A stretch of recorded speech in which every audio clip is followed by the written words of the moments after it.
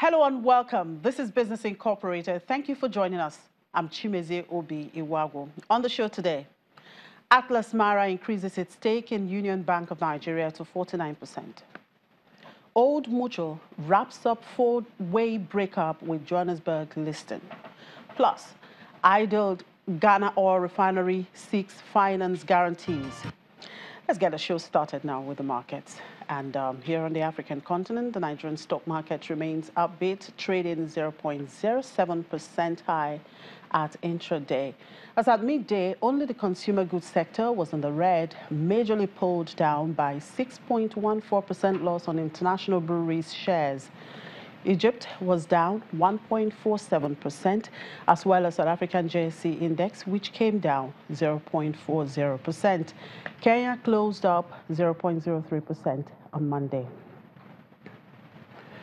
In the Middle East, all the markets were down except Abu Dhabi, which went up by 0.63%. Dubai was the highest loser, down 1.11%. Qatar was down 0.47%, and Saudi faltered by 0.56%. In Europe, stocks traded mostly higher in early trade, rebounding after trade concerns caused a sharp sell-off for global markets in the previous session. There are also other developments in the market, and Daniel Coop has the details. Hello, Daniel. Good afternoon. Hi, Jimmy. Good afternoon from Frankfurt, from the Frankfurt Stock Exchange, where we were dealing with quite, you can see it in the background, volatility today. And I can see the DAX doing pretty well. Well, after the European tariffs were enforced on U.S. auto bike company Harley-Davidson, the firm has decided to move some of its production abroad. Are there indications of other U.S. companies likely to follow suit?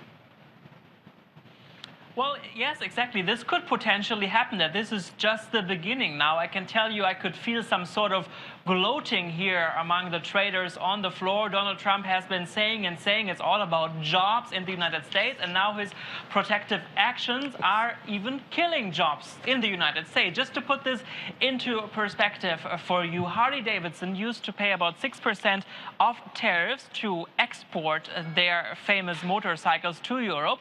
This went up now with the European tariffs to 31%. But that's not the only issue. The company is also relying on aluminium for their production, and we have to remember that Donald Trump also enforced tariffs earlier this year on steel and aluminium. All of this is now making the Harley-Davidson motorcycles much more expensive, at least $2,200 US per motorcycle. And for them, the European market is extremely important. Business in the United States was lately not any more a big success. They already announced earlier that they would close one of their production facilities in the US. So their decision now to produce in other countries makes sense. And it seems all of this caught the US president really by surprise. So yeah, sorry, Mr. Trump. Well, just as we noted earlier, looking behind you there, the DAX doing pretty well. However, the Chinese stock markets and the region's equity markets were dented today on rising trade tensions. So what's driving the European market in the positive opposite direction? Yes, you're right. Wall Street reacted to those comments about possible rules also that would block firms with at least 25% Chinese ownership from buying companies involved in industrial significant technology. All of this could be already announced by the end of this week. But trade war fears are the main topic on global stock markets. Wall Street closed last night with big losses. Shares in the Dow Jones are even getting closer to a possible correction territory. All of this was happening after already shares here, you mentioned it, in Europe dropped massively yesterday. Here in the blue chip index DAX, it lost more than 300 points during the day. Today's trading day has been better, I have to tell you, than we initially thought. We are not seeing big jumps, also quite, as I said, lots of volatility. Let me actually have a look. We are slightly up at the moment with 0.2%. Still nothing, what we would like here to see. But in general, it's very different super difficult right now for investors. You know, how to invest your money. Car shares can be very tricky, so this is maybe not a good idea to invest your money. On the other hand, everything with China could be also risky, and of course also everything regarding to steel and aluminium.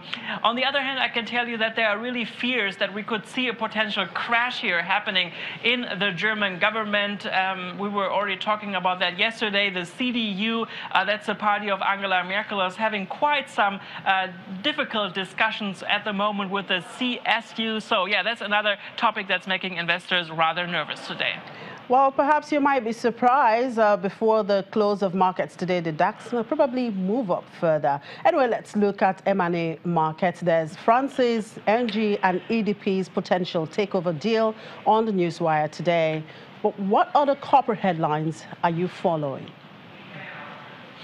Yes, exactly. France's ENGIE is among suitors considering a bid for all of her part of the 7.3 billion renewable unit of the Portuguese utility EPD Energias de Portugal. EDF's interest would add a potential new twist to China's Three Gorges pursuit of the Renovays unit and its parent. Last month, China Three Gorges launched a 9 billion bid to take over both EDP and also EDPR, which were rejected by the Portuguese utility as not reflecting the full value of the company. Also, BMW is in the headlines here today. The company now says it's not considering anymore moving production out of Britain in the face of Brexit. Yesterday, that was creating here some concern. A BMW executive was quoted as saying uncertainty surrounding Brexit could lead to the closure of some British factories. Still, Brexit taking its toll on Britain's automotive industry. Britain's Society of Motor Manufacturers says investment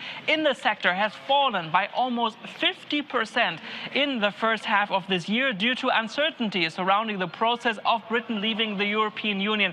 The automotive lobby claims the government's conflicting messages on Brexit are working against the interest of the UK automotive sector. And yes, we have seen this uncertainty also happening throughout the last weeks and months in general. Also, when you talk, for example, about the consumer spending in Britain, also this has been going down. It seems that clients, that customers, that UK citizens are very reluctant at the moment with the uncertainty of Brexit just less than a year away to do big investments, and a car, we know that, is certainly a very big investment. All right, thank you very much, Daniel, for your time. Enjoy the rest of the day, and I hope to see you tomorrow.